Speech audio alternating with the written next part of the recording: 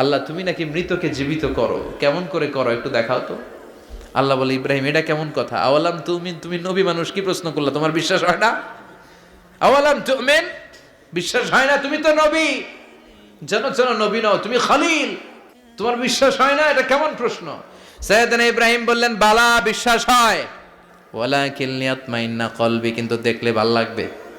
আল্লাহ কেমন করে মৃতরে জীবিত করো তুমি দেখাও। আল্লাহ বললেন, চারটা পাখিরে টুকরা টুকরা করো, জবাই করো, টুকরা টুকরা করো, পায়ের সাথে মাথা মিশাও, মাথার সাথে কলিজা মিশাও, টুকরা টুকরা করে ওই পাহাড়ের মধ্যে ছিটিয়ে দিয়ে আস।